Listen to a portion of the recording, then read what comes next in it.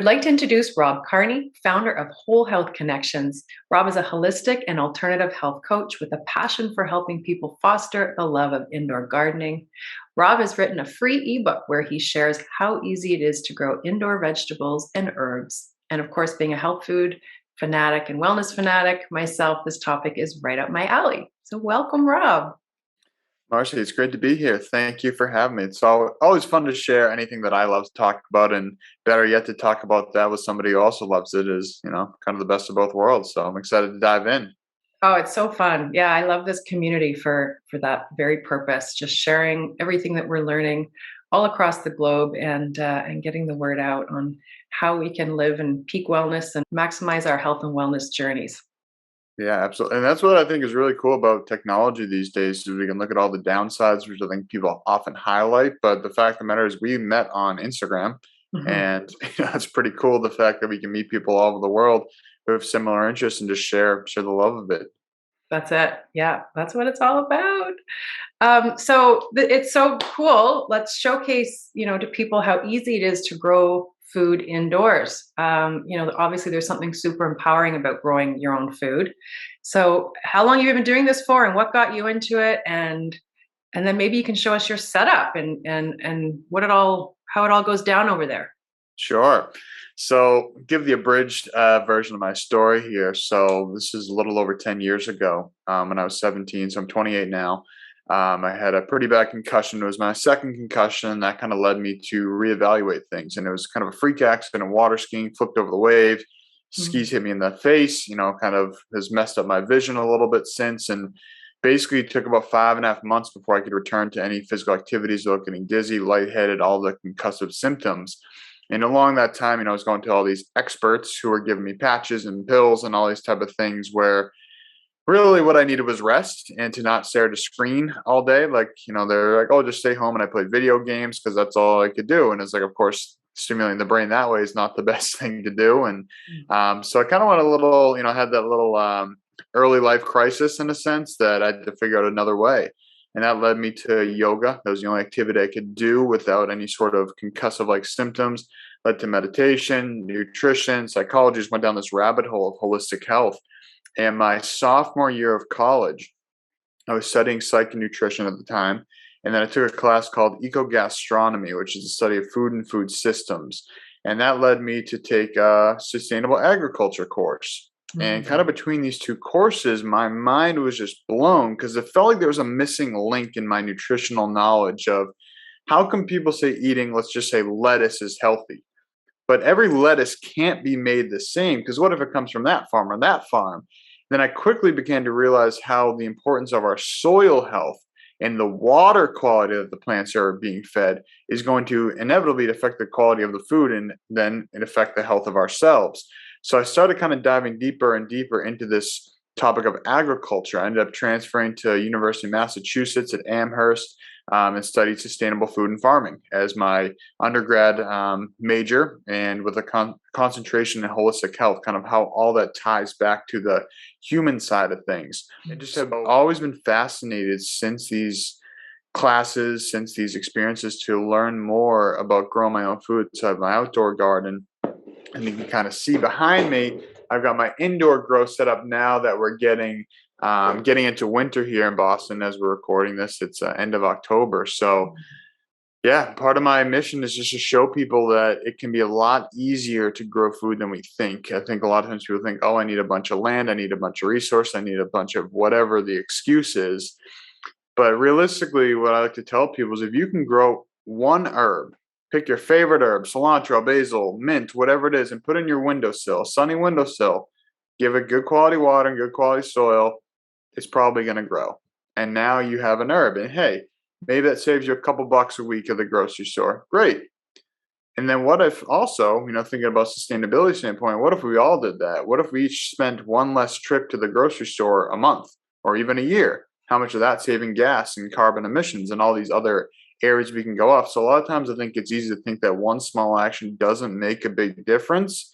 But if we all just grew one thing, that could fundamentally change our lives and the lives of everybody around us as well.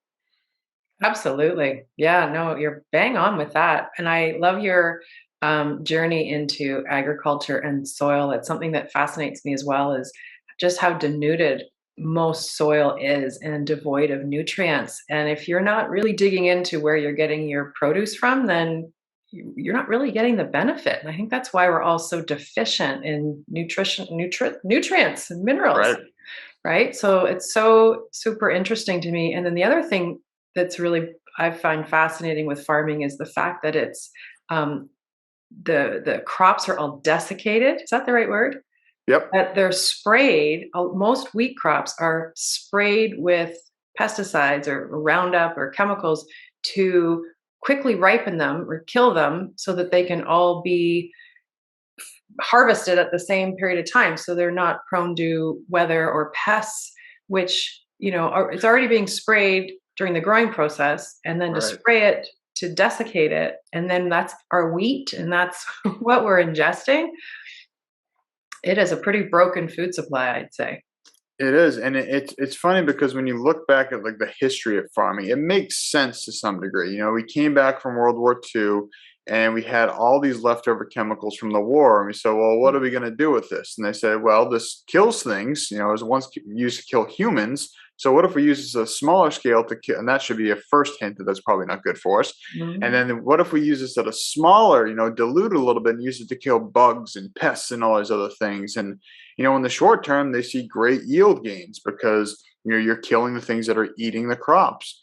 But then what happens, 4 to 6 years after that? Well, they start to go down more because now you're killing the good things in the soil. You're actually killing a lot of these bugs that may be pollinators. Part of my goal is to shift from, hey, what if we go at a smaller scale? Because clearly the big scale is very unsustainable. It's not working. It's creating a lot of havoc in the planet health and human health. Mhm. So if we can all just grow like one, two, three, four, five little things, that can make a big difference. Absolutely. And herbs, that's such a great way to start because, everything I've read is we all really should be eating a minimum of three different herbs a day. And, Mm, they're chock full of antioxidants, they're antifungal, they're antiviral, anti-inflammatory, um, anti-tumor. I mean, some of these things we don't want to say actually are, but there's, a lot of information studies coming out. suggest. Yeah, they may. They Yes, may exactly. prevent heart disease, heart disease, cancer, diabetes. But I mean, they contain so much amazing value for our bodies, all the vitamins and minerals we need. So, and they taste amazing. So why not? Why not start there? So why don't you show us your little setup? So, what we have going over here, this is lettuce and chard. So, it basically just have a bunch of different containers, and these all have holes in the bottom to allow for drainage, and I have a container to catch the water on the bottom. So these all have no holes for the big black containers. Then all the different pots have holes in the bottom to allow for drainage. So this is row one. I also have some snap peas in the back corner there that are starting to climb up the side. That's a new experiment. I've never done that before, so we'll see how that goes. Um, and then over here, this little layer, these are actually microgreen seeds. So I just started soaking those yesterday. So you may be able to see some of the roots are starting to pop out. So those will be coming along in a few days. Here I have some spinach, and I actually just kind of harvested. So this is a little bit bare. I used to have a bunch of microgreens on that side. But I got some different spinaches over here. And then on this layer, I have more chard. And then in the back, I have some pepper plants. So these are all going to be bell peppers. Fantastic. And then up here, these are jars that I have for alfalfa sprouts and broccoli sprouts. So those are sprouting jars. So I can fit a lot more. I can fit three of these trays on each level.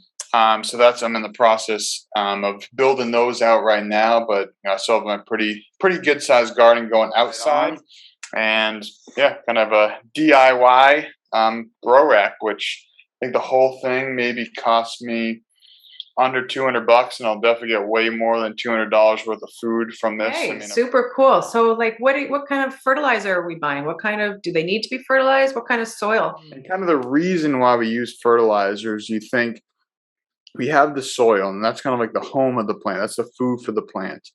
And eventually, if you ever take out a plant, you can see that the roots have really, dominated the whole pot.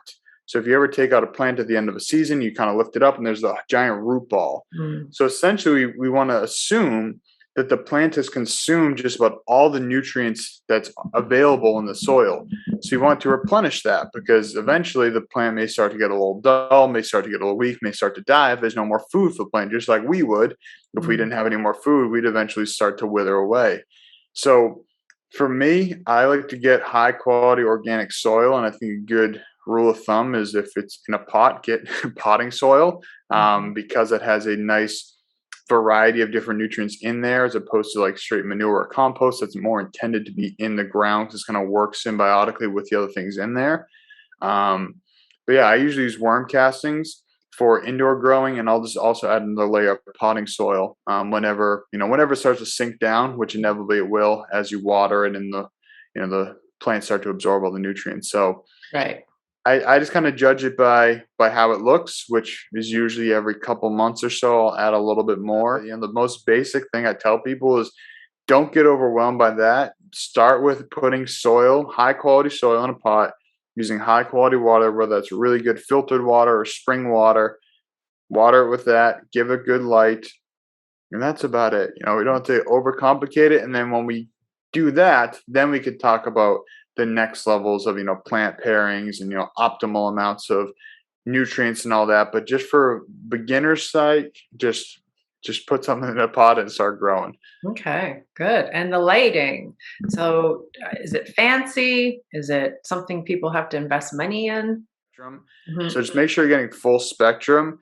But also, you don't have to spend an arm and a leg on the lights. They range pretty cheap to insanely expensive. I tend to just go with the medium price ones. Okay. That's just me personally. I don't like to buy the cheapest things, because it usually ends up resulting in me buying the next level up eventually. But then I also feel like you don't need the highest quality lights. Because at the end of the day, a lot of times that's just kind of fancy marketing. So you have an ebook. Where can people find your ebook? Yeah, so it's on my link in my Instagram profile, and it's called "Yes, You Can Grow Your Own Food." It's like 14 pages. It's the very basics. I know, I try not to overwhelm people, so I try to keep it as simple as possible. Just get started, and that's the goal: is start with something, and then hopefully you'll find another resource down the road that will help you take it to the next level. But my goal with that book is just to get that door open to grow something. I don't care what it is, any herb, any vegetable, any whatever, just growing something. So Oh, I love it. That's great. Great tips, and something we can all do and we can teach our kids to do, and family activity. And yeah, and it makes eating healthier a lot easier if you're eating your own food. And kind of like we're talking about earlier with the chemicals, is I also want to encourage people to support their local organic farmers as best they can. It's not only going to help them with their business, it's all going to help our health, help our immune system. And so, it just kind of comes full circle. Is we got to vote with our dollar. If we want to see change in the world, we got to Mhm. start by voting with our dollar.